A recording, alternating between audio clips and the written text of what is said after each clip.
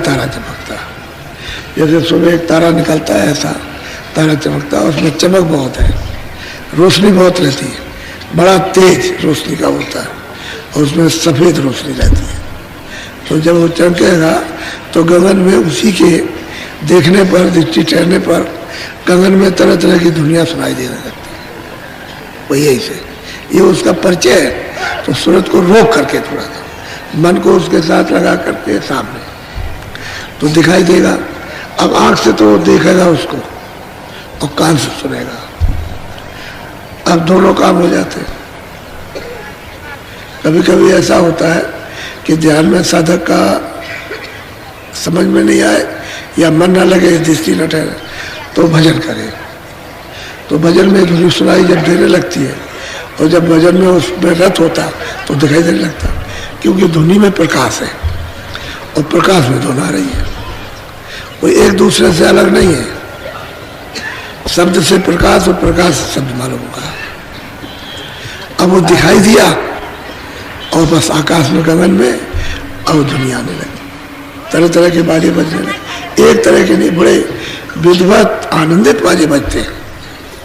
इन्हीं जब सुनने लगो तो इतना शरीर पुलकायमान होता है, गदगद हो जाता है उनके सुनने से, उनके सुनने।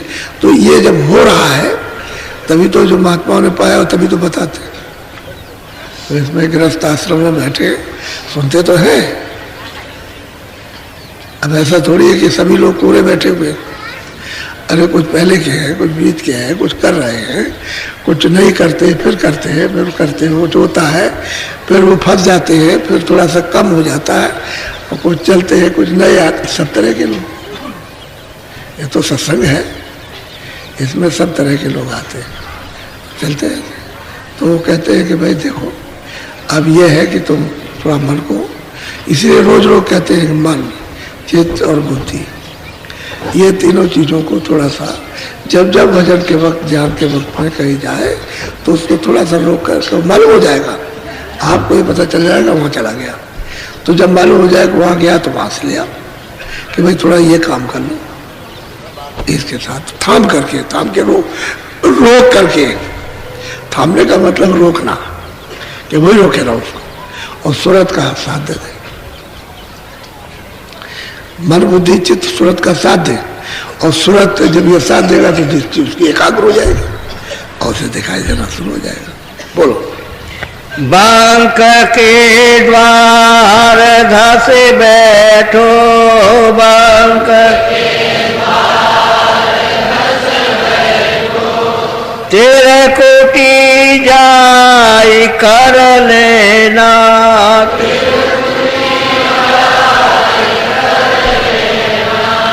एक तो मिलोनी में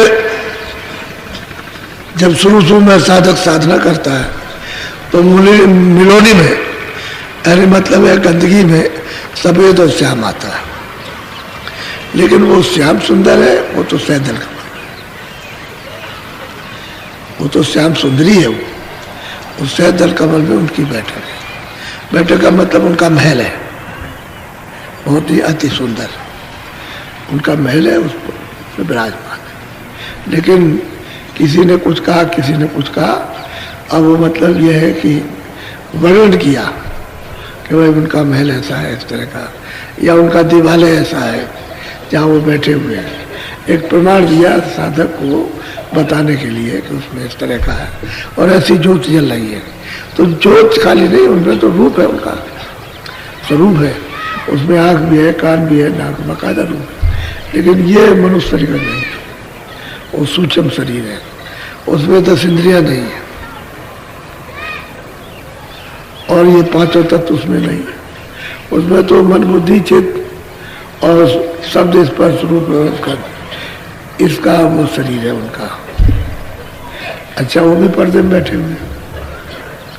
पर्दा तो उनके ऊपर भी है, क्योंकि जब नीचे आए हैं तो ये कपड़ा सबको पहनना।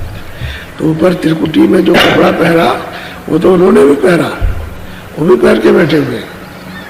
वो शब्द स्पर्श रूप रसगंध उसका कपड़ा पहन के बैठे। और जब यहाँ आए हैं यहाँ पर, तो यहाँ सैदल कमल में जगजीत में बगैर इसके रचना नहीं हो सकती। तो यहाँ बैठ गए। तो श्याम सुंदर है, बहुत ही खूबसूरत, बहुत सुंदर, उनका मतलब है वो सती जिस्म है, जिसमें है। लेकिन यह है कि वो ज्योति की तरह से, उसका प्रभाव दूसरा नहीं है। कहते हैं ज्योत चल रही है दूसरा, लेकिन रूप है उनका। कहते हैं जब इसको तज कर, इसके परे जिनका रूप है, इनका बस ये, जब वो प्रसन्न होते हैं तो ऐसे कर देते हैं, तो रास्ता हो जाता है, तो सुरते इसी रास्ते से निकल जाते हैं। तो गोस्वामी जी महाराज की जब इधर से सूरत उधर निकली, तब वो उधर मैदान में खड़ी हुई। बहुत बड़ा चौक है, मैदान का वो चौक का, चौक जैसे होता है कि आंगन का चौक, मैदान मतलब ये।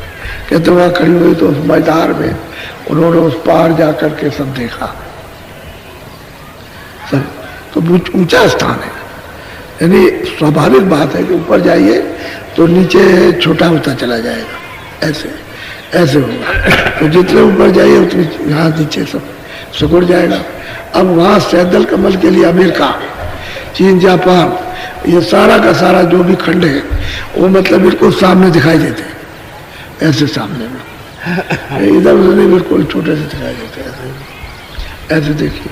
तो वहाँ से तो कोई दूर है नहीं, लेकिन आपके लिए दूर, इस शरीर के लिए दूर हो गया। और वो लिंग शरीर और वो सूक्ष्म शरीर के लिए दूर नहीं है, वो तो सामने ही है, वो तो बिल्कुल ऐसा है। यहाँ ये तो ऐसा हो जाएगा, यह इसलिए कहते हैं कि मूल की रचना, कोई रचना बड़ी नहीं है, वहाँ के लिए तो कुछ भी रचना नहीं। अब यहाँ के लिए, शरीर के लिए बहुत बड़ी चीज, इसके लिए ये बात है। इसलिए तो कहते हैं कि भाई तुम उसको जब निकलोगे बाहर तो उधर में रास्ते फिर मिलेंगे ऊपर जाने के, बड़े बड़े पहाड़, ये सारे संसार के पहाड़ एक तरफ रख दिए जाए तो वहाँ के ढीले की बराबर, जैसे इतना ढीला होता है ऐसा, ऐसे बड़े बड़े पहाड़, बहुत विशाल विशाल पहाड़, यानी उनको देख करके तो आदमी चक्रित होता है, ऐसे ऐसे पहाड़। तो रूखे सूखे नहीं है, बड़े रस भरे, बहुत सुंदर सुंदर पहाड़, यानी उनकी सुंदरता अति ज्यादा, उस सहजल कमल से ज्यादा सुंदर था। तो कहते हैं कि वो उस पर सुरते जा नहीं पाती, फंस जाती।